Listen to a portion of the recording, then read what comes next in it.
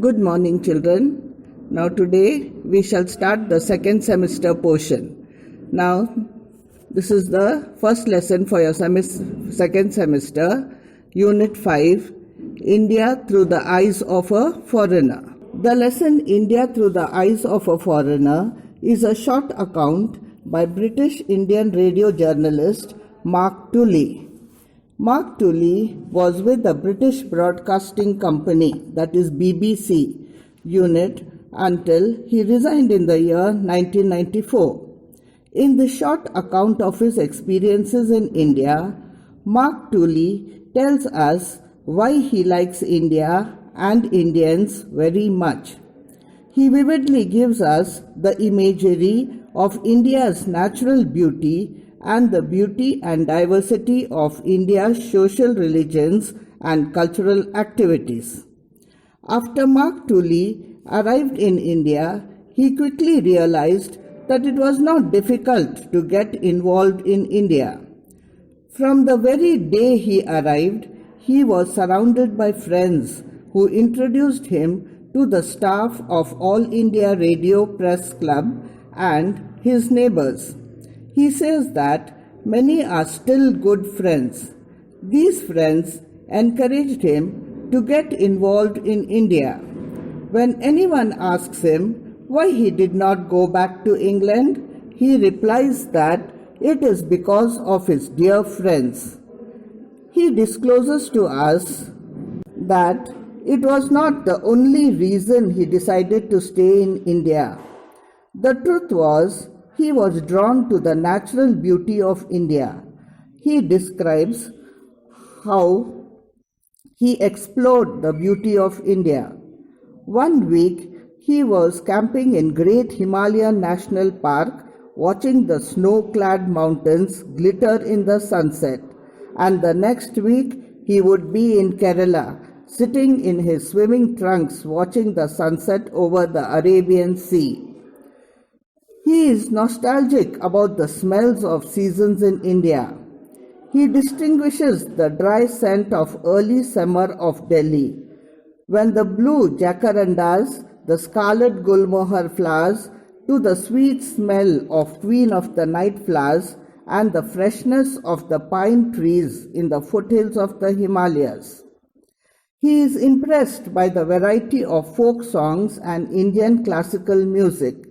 He feels that the classical ragas start with simplicity and end in ecstasy.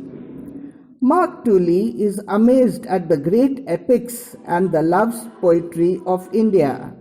He tells us that one wall of his flat is covered by the art of the Pradhan tribe of central India. He is awed by the colorful festivals of India and the pujari. He is not dressed grandly like the church preachers performing evening pujas in temples. He is swayed by the solemn dignity of the courtyards of mosques where Muslims offer namaz. He tells us that he will never know a person who would be disappointed after seeing the Taj Mahal or the forts of Rajasthan. He also likes Indian food like parathas and a vegetarian thali. He admits that all these things compelled him to stay in India. He is apologetic and admits that he is not a poet to give an apt description of India. Only a poet can describe what India means to him. Most foreigners, like him, believe that India and Indians are unique. He is grateful to India and Indians for being accepted as one of themselves.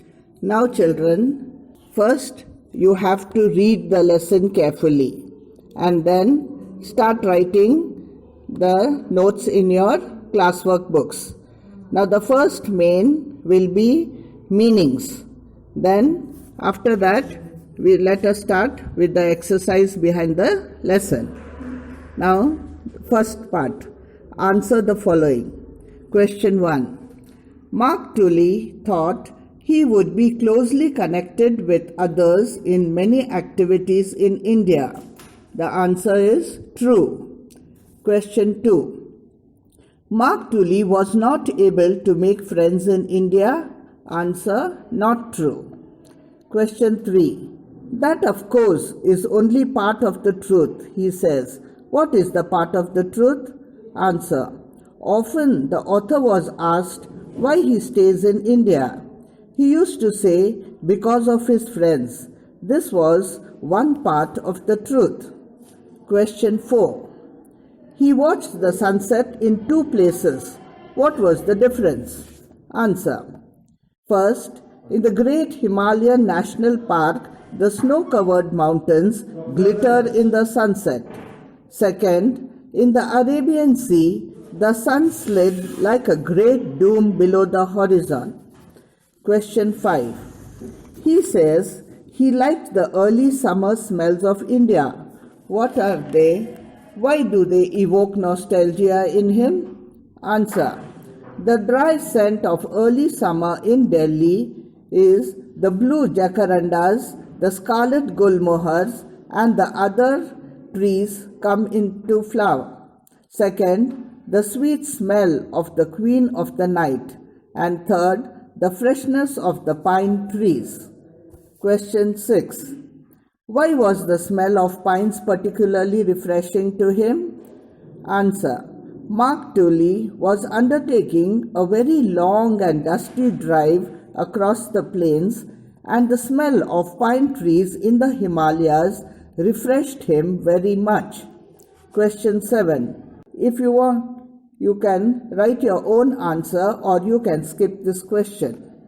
Question 8. Mark tells us about these things: the great works of our literature, our folk art, ways of worship, our monuments, and the Indian food. Give examples of these things in your own words. Now, the first one. Answer. Literature. The great works of our literature are great epics like Ramayana and Mahabharata and the love poetry. Second, folk art. Like folk songs and classical music with ragas, those start with simplicity and end with happiness. Third, ways of worshipping are in mosques, worshippers bowing their heads in prayer and the colorful informality of the priests performing the evening rites in Hindu temples, the sound of priests singing the Sikh scriptures in the Golden Temple. Then our monuments. He was amazed by seeing the great monuments like the Taj Mahal and the forts of Rajasthan. And the Indian food. The fresh cooked parathas for breakfast in the open air dhabas or restaurants along the Grand Trunk Road and delicious vegetarian thali in Gujarat. Question 9. Mark says he is perhaps the only foreigner who believes India and Indians are very special.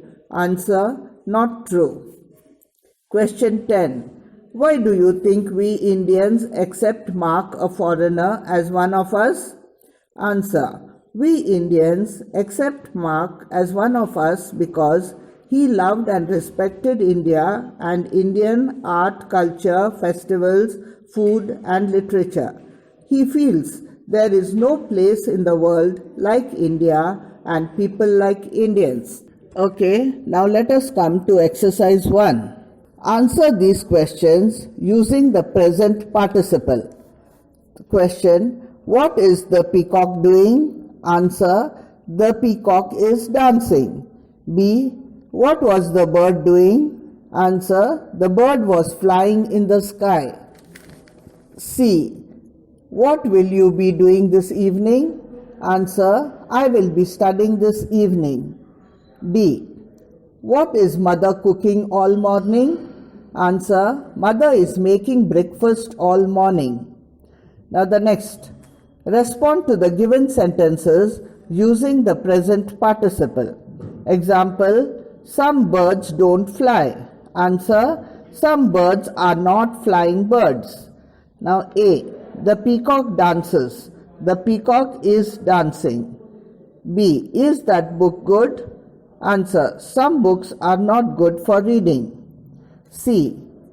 There are no buses today. How did you come? Answer, I came riding a bicycle. B. Why did you open the door? Answer, I heard someone calling.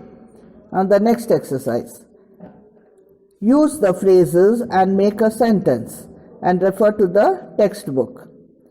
If you are game for wonderful walks and trips, Mahabaleshwar, located close to the bustling city of Mumbai, is the place for you, not to mention spectacular views and monkey watching afternoons.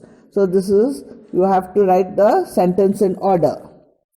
Now next, they have given you a puzzle and I am only giving you the answer from the text. You have to write down the puzzle.